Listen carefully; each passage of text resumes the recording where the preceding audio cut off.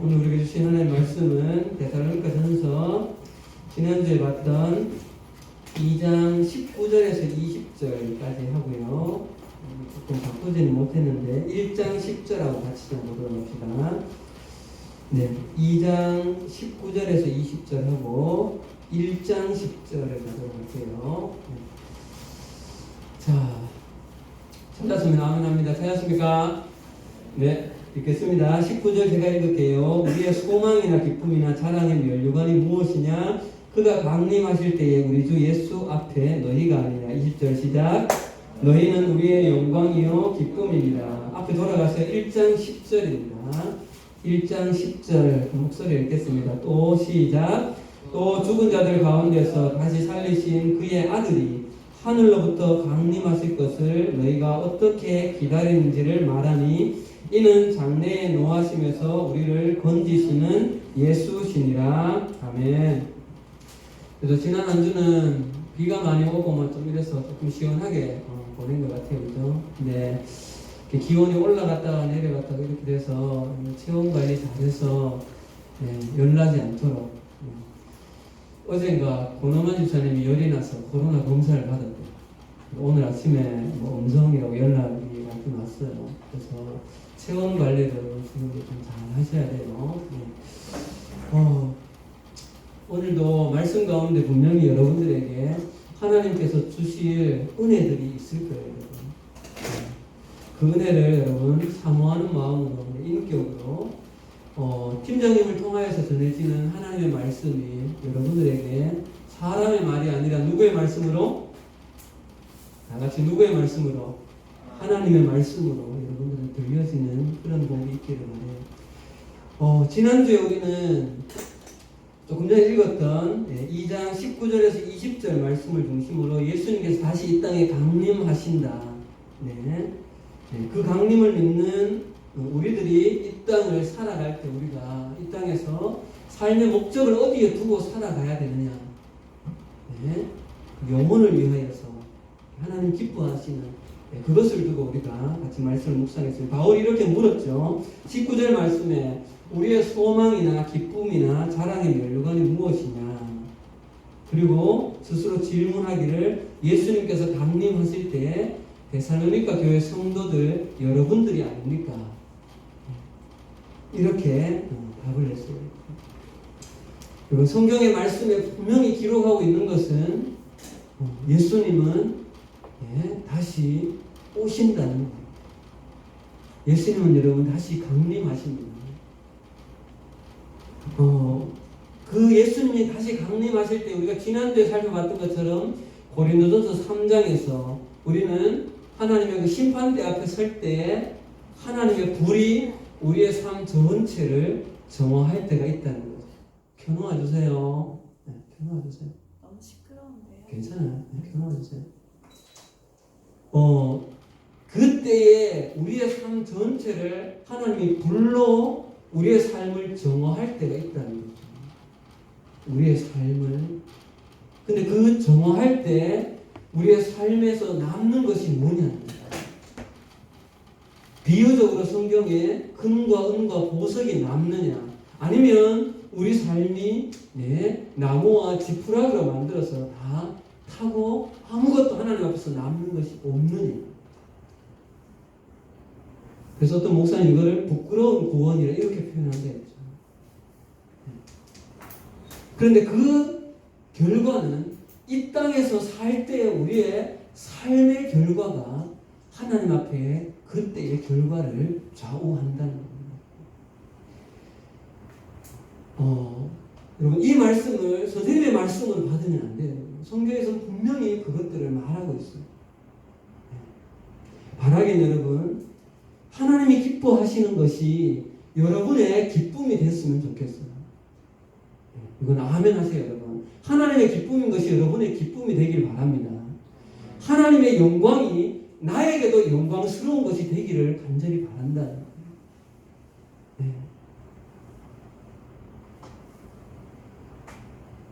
하나님의 기쁨이 내 기쁨이 되고 하나님이 영광스러워하는 것이 나의 영광이 되는 사람이 복된 사람입니다.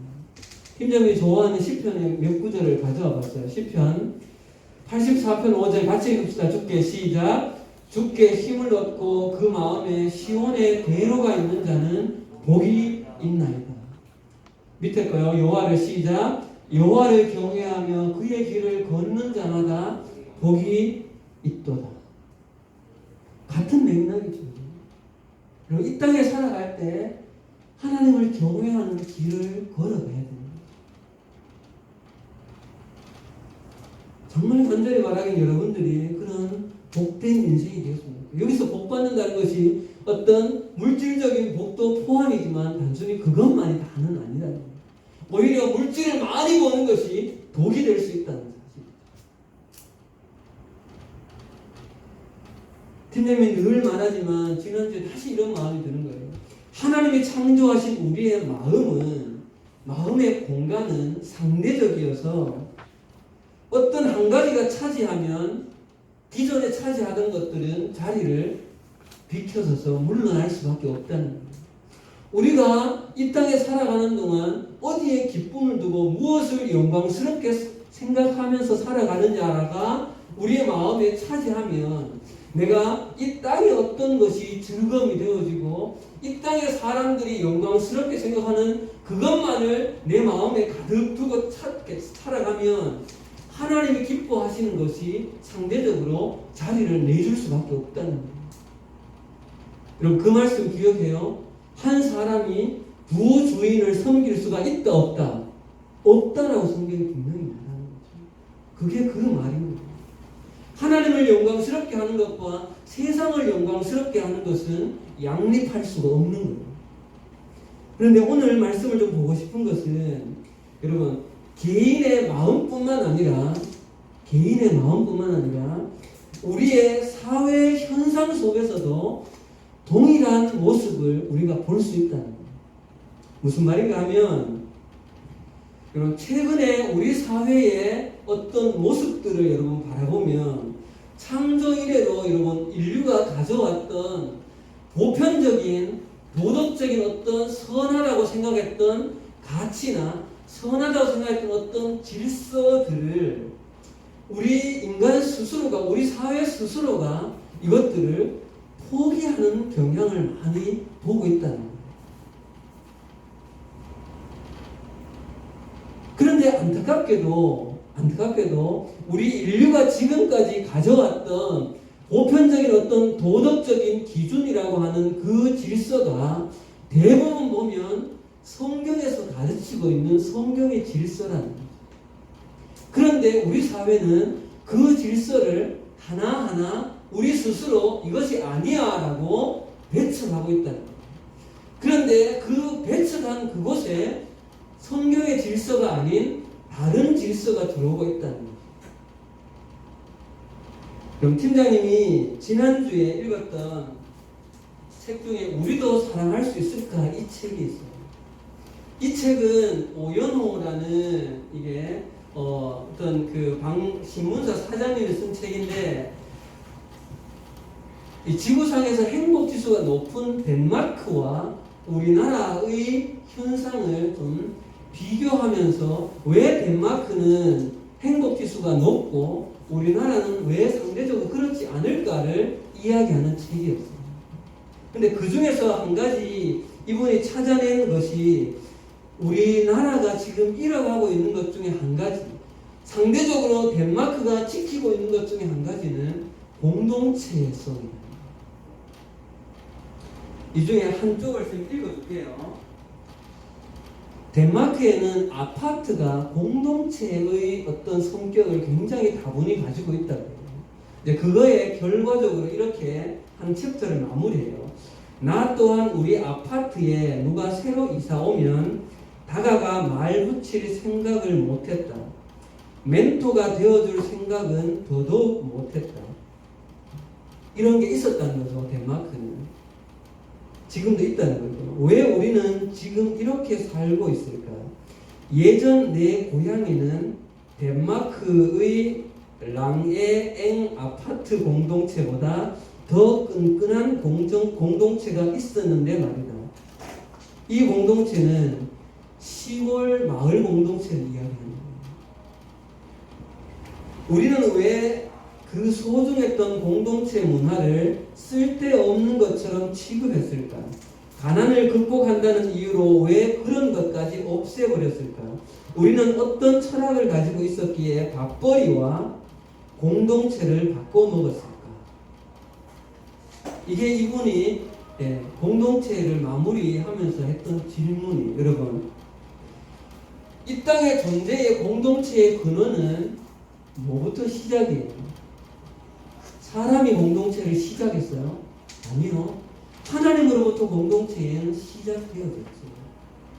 하나님이 이 땅을 창조할 때에 서로 관계를 맺고 연합하고 한 마음으로 한 공동체를 이루어 살아갈 것을 원하셨다. 그러나 우리는 이 쪽에서 소개하고 있는 것처럼 팀장님이 자랐던 시골 마을만 해도 한번 생각해 보세요. 어떻게 놀았어요? 시골의 마을에 선생님이 어렸을 때 마을에도 한 20명 가까이 아이들이 있었던 것 같아요. 그냥 우르르 몰려 나와서 동네 마을 길에서 자치기 하고 같이 산에 올라가서 칼싸움하고 놀고, 여름에는 수영하고 놀고, 배고프면 어느 집에 가가지고 그 집에 가서 같이 고추장 넣고 나물 비벼서 같이 밥 먹고. 우리 애가 어디 사라져도 걱정을 별로 하지 않았어. 어느 집에 있겠거니 하고 당연히 생각했던 거죠. 그러나 우리는 뭐예요?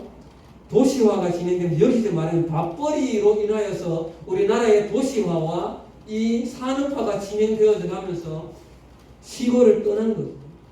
도시에 와서 짓기 시작한 건 뭐예요? 아파트를 지우고. 여러분 물어봅시다. 여러분 아파트에 옆에 있는 분이 누군지 알아요? 아래층에 사는 분 누군지 알아요? 위층에 사는 분이 누군지 알아요? 그분과 1년에 단 한 번이라도 같이 한번 밥 먹어본 적 팀장님도 없어요. 우리는 아파트 비밀번호를 문을 딱 잠그고 들어가면 우리만의 공간인 거죠. 절대 거긴 침범할 수 없는 영역이 되어버려요. 단 바로 옆에 있는 사람일지도. 단절인 거죠.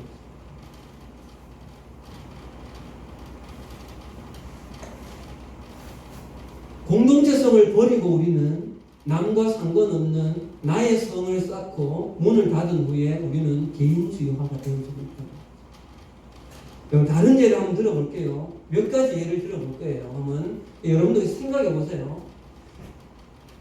팀장님이 어렸을 때는 낯선 사람들이 와서 길을 물으면 어떻게 하라 했을까요? 친절하게 가르쳐 주라고 하죠. 그래 요즘 선생님이 학교에 있지만 낯선 사람이 오면 뭐라고 말해야 될까요? 낯선 사람이 와서 길을 묻거나 하면 친절하게 가르쳐 주러 다가가라 할까요? No. 절대 그러지 말아요.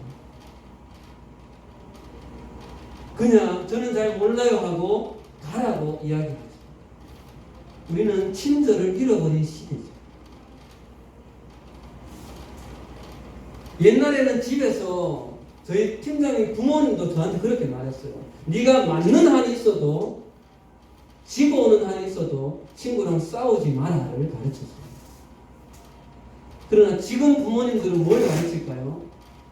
한 대 맞으면 두 대를 때리고 와라를 가르치는 시대죠. 지면 안 된다. 우리는 뭐예요? 용서보다 친구와의 신뢰관계보다 네가 기죽지 마라. 이런 이야기는 오래됐잖아요. 식당에서 아이가 막 예의를 지키지 않아서 어른이 야단을 치면 그 아이의 엄마가 죄송합니다가 아니라 그 야단친 할아버지 어른을 왜 우리 애 뭐 죽이느냐? 기를 죽이느냐. 우리는 예의라는 가치를 버리고 내 아이의 기를 살리는 사회이지.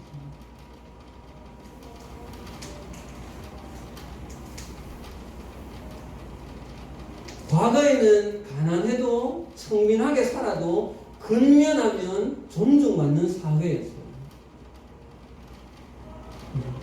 그러나 지금은 돈이 없으면 부모마저도 괄시받는 시대입니다.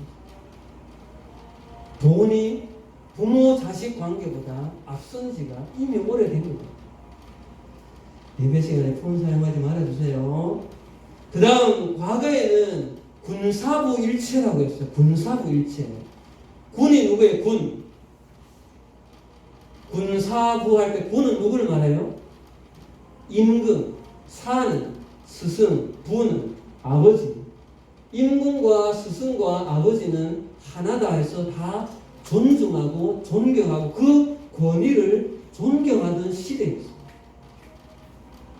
선생님한테 아무리 맞고 와도 이놈아 네가 잘못해서 그렇지라고 선생님의 권위를 세워주던 시대였지만 지금 우리 시대는 어떨까요? 선생님도 학교에 생활하지만 가장 무서운 존재가 학부모예요. 그거를 보고 자란 아이들은 뭐를 배울까요? 우리는 자기 자녀를 위해서 스승의 권위를 또 존중이라는 우리의 가치를 우리는 스스로 버려가고 있다는 거죠. 한 가지만 더 이야기할게요.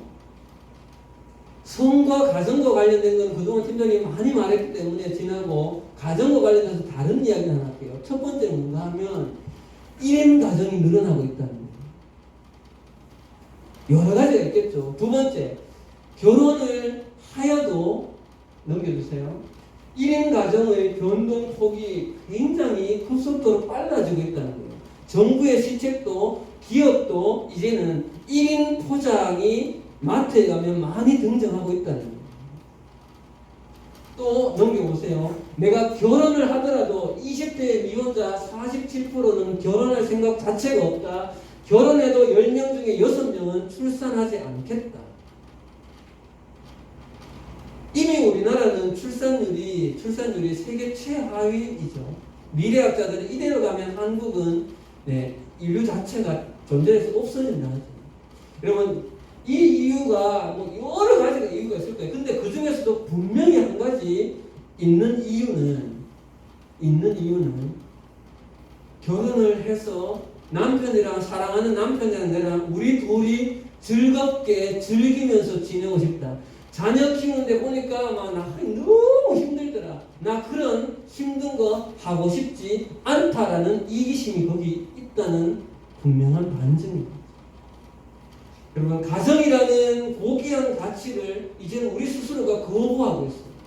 그리고 자녀를 출산하여서 자녀를 길러가는 그것 창세기 1장에 나온 생육하고 번성하라는 그 항목에 대하여서 우리는 수고하는 자녀를 위해서 나를 희생하는 우리의 부모님들이 우리의 특별히 대표적으로 엄마들이 자녀를 위해서라는 희생했던 그 희생의 가치를 우리 사회는 급속도로 빠르게 지금 잃어버리고 있다는 거예요.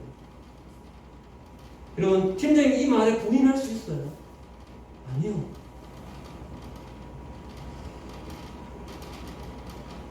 그럼 왜 지금 선생님이 이 말을 하는가 하면 오늘 우리가 읽은 말씀에서 이 현상과 맥락이 맞닿아 있다는 거예요.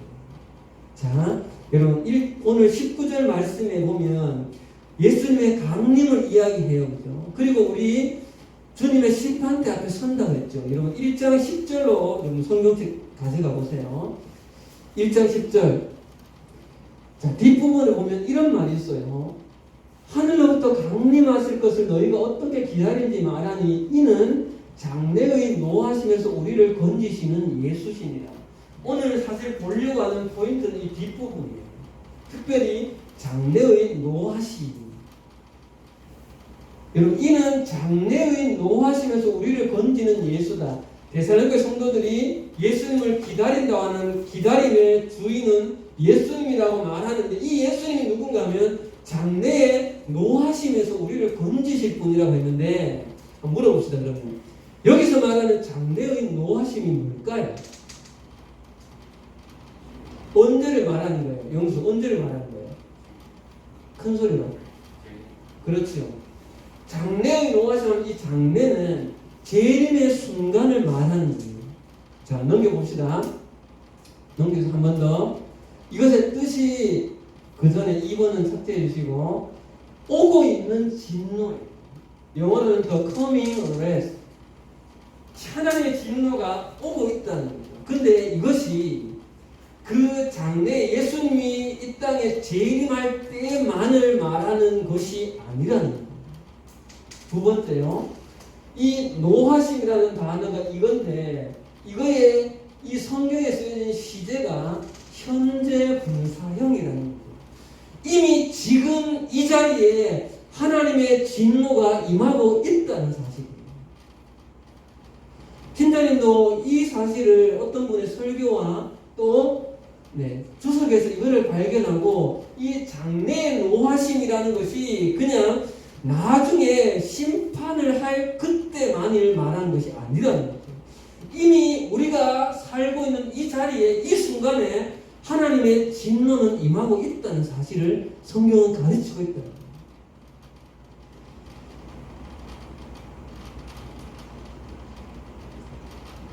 이 시선을 가지고 하나님의 진노가 이미 이 자리에 임하고 있다는 이 시선을 가지고 팀장이 지금부터 한 10몇 가지의 우리 사회에서 나타나고 있는 현상을 보여드릴게요. 이것이 하나님의 이미 진노와 그 하나님의 그 진노에 대해서 우리 사회가 고통스러움을 겪고 있는지를 한번 여러분 보라는 거예요. 자, 첫 번째 한번 봅시다. 최근에 있었던 일들이에요. 신생아를 방치하고 자신은 PC방에서 게임을 즐긴 이 엄마. 신생아는 결국 죽은 거죠. 넘어가 볼게요. 최근에 있어서 창녕의 아동학대 사건. 밝은 프라이팬과 얼음으로 아이를 학대하는 이런 우리 사회의 모습. 다음요. 너무나 잘 알고 있는 N번방 사건. 특히 여기서 충격적이었던 것은 나이가 어린 아이들의 성착취물이 가장 비싼 가격에 팔린다는 거죠. 넘어가 보세요. 왜 잠을 안 자라고 1살짜리 원아를 폭행한 어린이집 교사들. 넘겨보세요. 중학생이 교사를 폭행, 안면 함몰. 우리나라에 지금 일어나고 있는 일입니다. 다음요. 동급생이 집단 성폭행, 중학생 휴대폰으로 이렇게 촬영했던, 이건 올해 4월달에 있었던 일입니다. 넘어갑니다. 입양한 딸을 수년간 걸쳐서 성폭행한 아버지. 넘어갈게요. 최근에 굉장히 이슈가 많이 됐죠. 아파트 경비원이 폭행당한 것으로 계속 대답하다가 자살한 사건이죠. 넘어가 볼게요. 지금 이게 굉장히 이슈가 되고 있죠, 그죠? 경주에 있는 드라이어 슬론인가 이 국가대표 선수가 자살을 했죠. 성추행이나 계속적인 이 괴롭힘으로 여러분 이 사람들이 왜 죽겠어요? 그냥 말을 해서 안 되니까 해도 안 되니까 내가 죽음을 통해서라도 내가 말하겠다는 거죠. 넘겨보세요. 수능 마친 뒤에 극단적인 선택을 하는 수험생. 여러분 우리나라에서 이게 정확한 통계인지 모르는 최근에 제가 들은 말씀이면 우리나라에 1년에 자살하는 청소년이 365명 정도라 하세요. 하루에 1명 정도의 청소년이 죽어가고 있다. 그러면서 그분이 목사님 하신 말씀이 그러면 나머지 학생은 괜찮은 거냐고 이렇게 묻더라고요. 자, 넘어가 볼게요. 교수님, 이거는 최근에 지금 7월 18일자예요. 교수님 싫어하고 수백 번을 외쳐도 성폭행은 계속되었다. 넘어갑니다. 인천 승용차 트렁크에서 훼손된 시신이 발견되었다. 한강 영아 시신 유기 용의자 친모. 넘어갈게요. 전 여자친구를 살해해서 시신을 유기한 20대. 넘어갈게요. 블랙 수면방이 뭔지 알죠, 여러분? 동성애자들이 최근에 여기에서 코로나가 전염된 일이 있었죠, 그죠? 이태원 쪽에서. 검찰 숙명여고 이 친구들인데 1심에서 실형을 구형했죠. 끝인가요? 네. 그럼 물어봅시다. 지금까지 본 이 많은 사실, 이게 다는 일부만 선생님 가져온 거죠, 사실은. 하나님의 진노가 지금 이미 여기에 임하고 있지 않나요, 여러분? 여기에 아니라고 답할 수 있습니까, 우리가? 이미 우리 사회는 하나님의 엄중한 진노 속에 사실은 고통 중에 있는 거죠. 있으면 헬조선이라는 헬이 뭐예요? 지옥이잖아요. 솔직히 말해서 팀장님도 요즘 같으면 팀장이 필리핀에 살다가 왔잖아요. 한국에 살고 싶지 않다는 생각이 사실은 들 때가 있어요. 네. 그런데 이게 왜 이런 현상이 왔냐는 거죠. 왜? 우리 사회가 성경이 말하고 있는, 성경이 가르치고 있는 그 가치들을 하나를 포기했을 때 나타나는 현상들이다. 여러분, 팀장님은 확실히 하나 예언할 수가 있어요. 앞으로 여러분들이 어른 세대가 되어가고 할 때 점점 더 잔인하고 더 끔찍하고 더 비참한 일들이 더 자주 일어날 거예요. 왜요? 하나님의 가치를 계속해서 우리 사회는 아니다라고 놓치고 있기 때문에. 만약에 이번 국회에서 포괄적 차별금지법이 통과가 되어진다면 생각해보세요, 여러분. 끔찍한 일들이 벌어질 거예요. 비록 그거 아니다라고 교회에서 목사님이 또는 누가 종성에는 죄가 아니다, 죄다라고 말해도 처벌받지 않는다라고 비록 그렇게 말하지만 계속 과연 그렇게 될까요? 아니요. 절대 그렇지 않아요.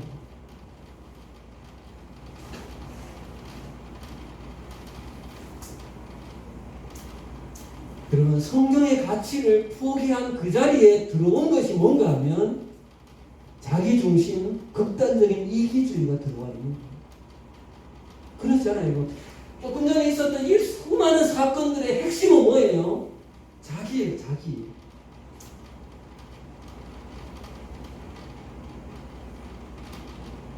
팀장이 많이 말했던 거룩한 나그네와 반대되는 거룩한 나그네의 가치는 God centered, God honoring. 반대가 뭐라 했어요? Self centered, self honoring. 자기 중심, 자기 영광을 구하는 이 시대가 우리는 되어져 갔다는 거예요.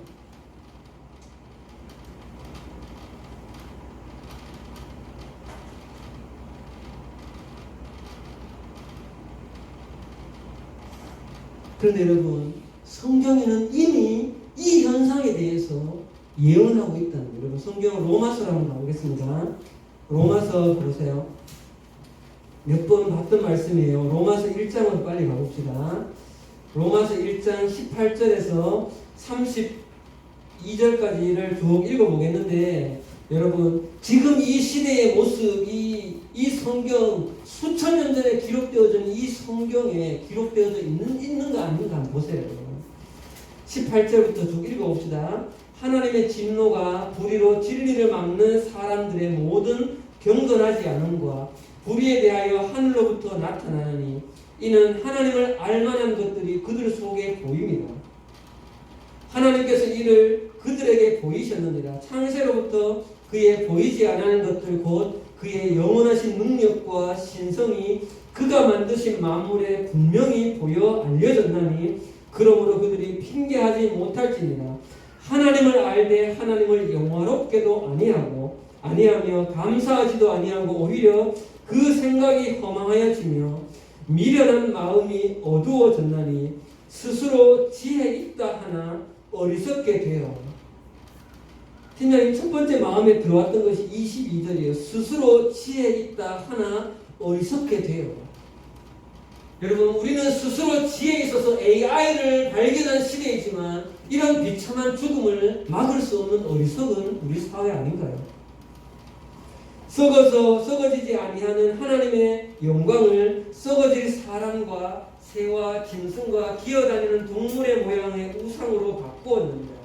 그러므로 하나님께서 그들을 마음의 정욕대로 더러움에 내버려 두사 그들의 몸을 서로 욕되게 하게 하셨으니 이는 그들이 하나님의 진리를 거짓 것으로 바꾸어 피조물보다 조물주를 더 경배하고 섬깁니다. 주는 곧 영원히 찬송할 이시로다. 아멘. 이 때문에 하나님께서 그들을 부끄러운 욕심에 내버려 두셨으니 곧 그들의 여자들도 순리대로 쓸 것을 버리고 영리로 쓰며 그와 같이 남자들도 순리대로 여자 쓰기를 버리고 서로를 향하여 음욕이 부릴 듯하며 남자가 남자와 더불어 부끄러운 일을 행하여 그들의 그릇 때문에 상당한 보응을 그들 자신이 받았느니라. 여러분 26절, 27절이 지금 우리 사회가 아닌가요? 남자도 순리대로 여자 쓰기를 버리고 남자와 더불어 부끄러운 일을 행하여 그들의 그릇 때문에 상당한 보응을 그들 자신이 받았다. 여러분 고개 들어보세요. 여러분 동성애의 결과가 뭔지 아시죠? 우리나라에 지금 해마다 동성애 환자가 몇 명씩 나온가 하면 1000명씩 나와요. 근데 그 중에서도 920명 가까이가 대부분의 남자일까요? 여자일까요? 답해보세요. 남자일까요? 여자일까요? 남자예요. 왜요? 동성애 때문에. 학문 성교가 있어요.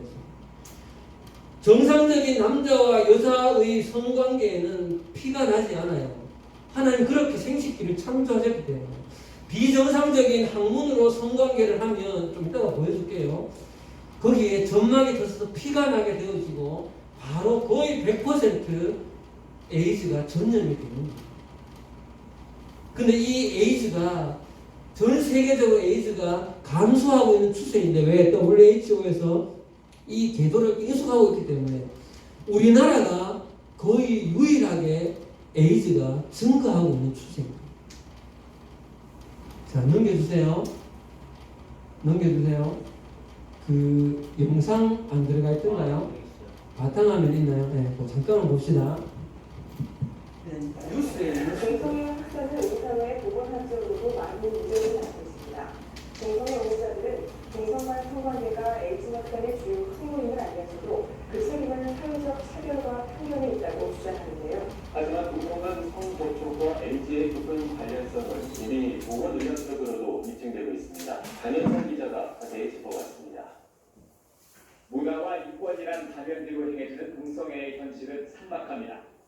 후천성 면역결핍증 에이즈는 산모와 아기 간의 수직 감염, 수혈 등으로 감염 경로가 다양합니다. 특히 남성 동성애자의 항문 성교 감염률이 압도적입니다.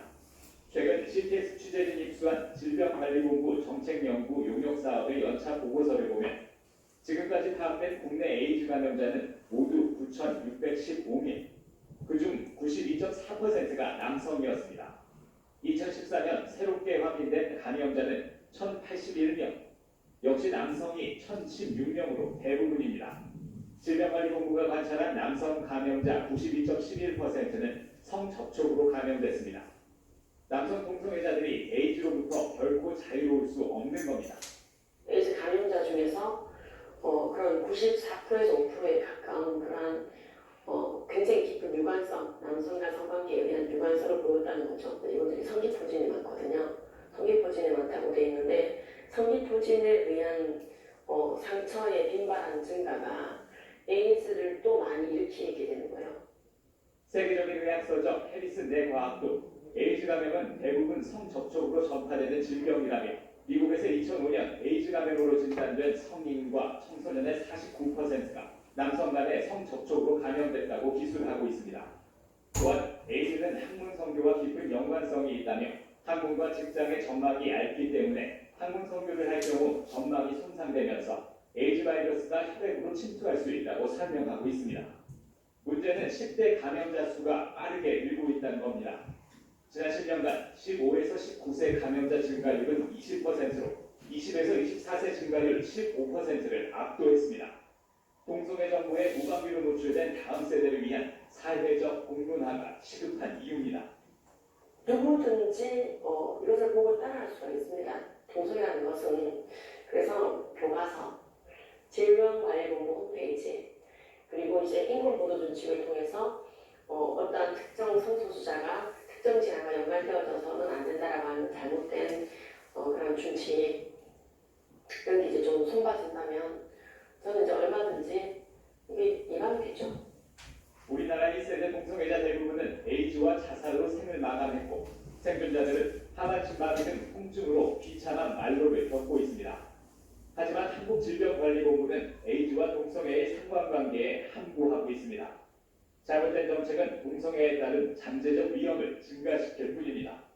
CTS 뉴스 장현상입니다. 오직 부분입니다.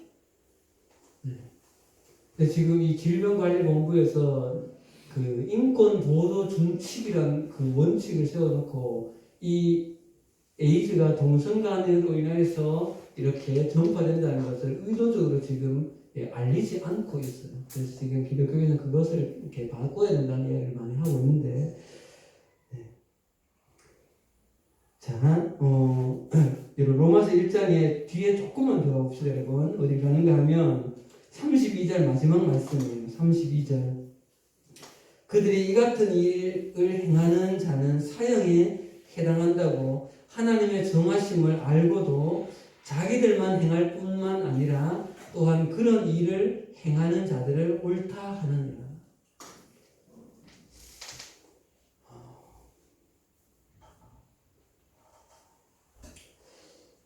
마지막에 이 말씀이 자기만 그것을 하는 것이 아니라 그런 일을 하는 것이 옳다.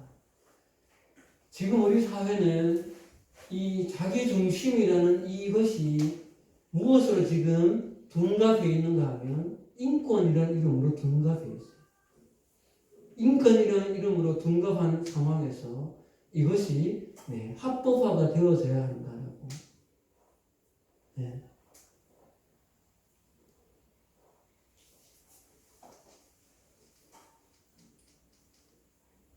근데 우리가 한 가지 좀 이 하나님의 진노를 이야기할 때 한 가지만 더 보고 이제 말씀을 정리할게요, 여러분. 18절에 다시 한번 보세요. 1장 18절에, 로마서 1장 18절에 하나님의 진노가 불의로 진리를 막는 사람들이 할 때 이 하나님의 진노하고 오늘 우리 데살로니가 1장 10절 말씀에 나오는 장래의 노하심이라고 할 때 이 진노와 노하심은 같은 말이에요. 진노라는 화냄, 이런 의미 맞는 같은 말인데 성경에 희한하게 여러분 이 진노라는 말이 의미가 두 가지로 구분되어져서 사용되어진다는 거예요. 자, 첫 번째 봅시다, 여러분. 첫 번째는 이 진노라는 똑같은 말인데 의미가 어떤 잘못된 불의한 상황에 대해 진노해서 건설적으로 그것을 변화시키려는 형태의 진노라는 의미가 있다는 거예요. 첫 번째는. 그러니까 하나님이 진노하셔서 이 사회가 더 나아질 것을 기대하시면서 진노하시는 거죠. 두 번째 진노는 히모스라는 어떤 부정적인 상황에서 그 상황을 완전히 끝내버리기 위해서 파괴적인 형태의 분노가 있다는 거예요. 그러면 여러분, 지금 데살로니가전서에서 이야기하고 있고 그 다음 로마서에서 이야기하고 있는 진노는 첫 번째 것일까요? 두 번째 것일까요? 뭘 것 같아요? 두 번째 질문요.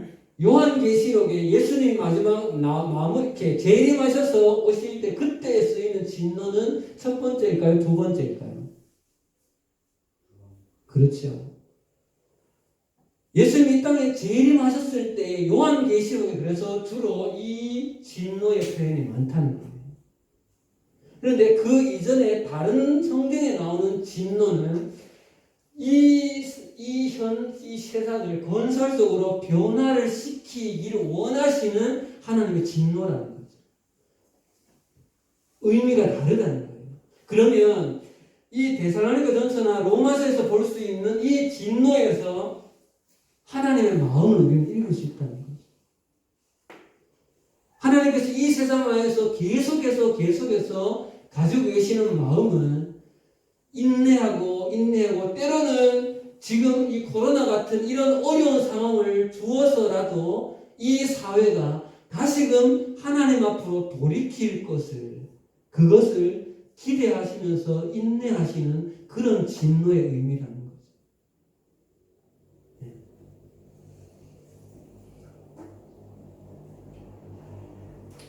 자, 그럼 말씀을 이제 정리하고 마치겠습니다. 오늘 우리가 읽은 1장 10절의 끝에 보면 장래에 노하심에서 우리를 건지시는 예수십니다.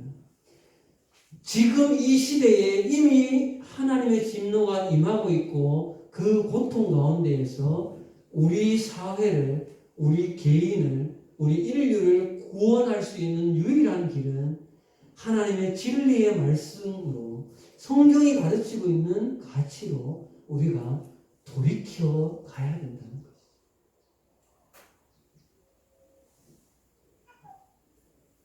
좀 전에 봤던 이 책에서 덴마크에서 왜 거기는 행복지수가 높을까? 그 사회가 유지하고 있는 것이 뭘까를 찾아낸 것들을 대부분 보면 성경에서 가르치고 있는 가치를 유지하고 있기 때문에 그 사회는 그 현상을 지금 보이고 있다는 거죠.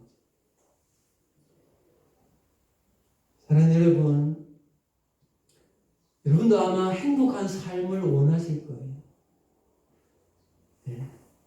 그러나 내 개인이 행복하다고 절대 행복이 지수가 높아질 수가 없습니다. 주변 사람들이 다 행복하지 않은데 이 책에서 계속 이야기하는 것은 우리 사회는 10%만 성공자가 되고 나머지 90%는 실패자가 되는 사회가 대한민국이 아니냐, 이렇게 계속해서 이야기를 하더라고요. 우리가 함께 잘 되기 위해서는 지금 우리도 마찬가지예요. 우리 중고등 교육팀 속에서도 내 하나 행복하면 끝이야 라는 마음은 지극히 비성경적인 말씀인 거죠. 내 혼자 교회 오면 괜찮아 라고 생각하는 것은 안 된다는 거예요. 그래서 우리가 옆에 오늘 나오지 않는 사람들을 함께 돌아보자는 이유가 그런 데 있는 거예요.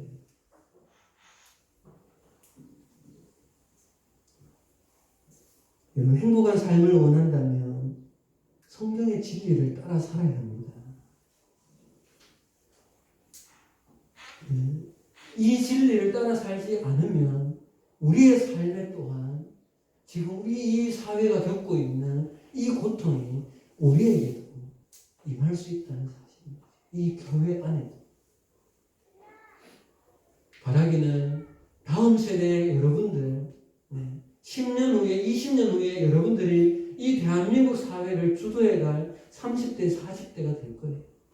그때 여러분들이 이 사회를 향하여서 이 성경의 진리를 얼만큼 잘 간직해내느냐.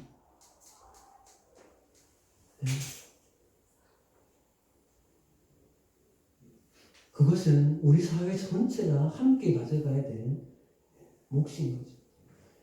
근데 그 사회 전체는 한 사람 한 사람들, 우리 개개인으로부터 시작되어져야 된다는 사실. 기도합시다. 하나님, 짧은 시간이지만 성경의 가치를 떠난 우리 사회가 얼마나 고통 속에 지금 신음하고 있는가를 성경 속에서도 이미 진노가 우리 가운데 임하고 있다는 사실들을 발견하면서 무엇이 잘못되었는가 우리 모습을 돌아봅니다. 하나님, 나만 잘 되면 된다라는 이 이기적인 교만은 하나님 주님 앞에 엄청난 죄임을 기억하게 하시고, 하나님 성경에서 말하고 있는 여러 질서와 가치들을 우리 사랑하는 중고등 교육팀의 우리 다음 세대 친구들이, 또한 지금 우리 세대가 이 진리들을 잘 지켜낼 수 있도록 하나님 도와주시옵소서. 하나님의 말씀을 잃어버리면 그 속에 다가오는 것들은 정말 엄청난 고통밖에 없습니다. 이 대한민국 땅 속에 하나님 차별금지법이 하나님 통과되지 않도록 주님 막아주시고, 하나님 우리 다음 세대의 사랑하는 후배들에게 하나님의 진리가 그대로 전해질 수 있도록 하나님 인도하여 주시옵소서. 주님, 우리 남일교회 중고등학생들 정말 이 시대가 쫓아가고 있고 흘러가고 있는 대로 떠내려가지 않게 하시고, 하나님의 진리의 말씀을 온전히 붙잡는 그런 사랑하는 다음 세대들 될 수 있도록 도와주시옵소서. 예수님 이름으로 기도합니다. 아멘. 우리 주기도문 하고 감사할게요. 하늘에 계신 우리 아버지여, 이름이 거룩히 여김을 받으시오.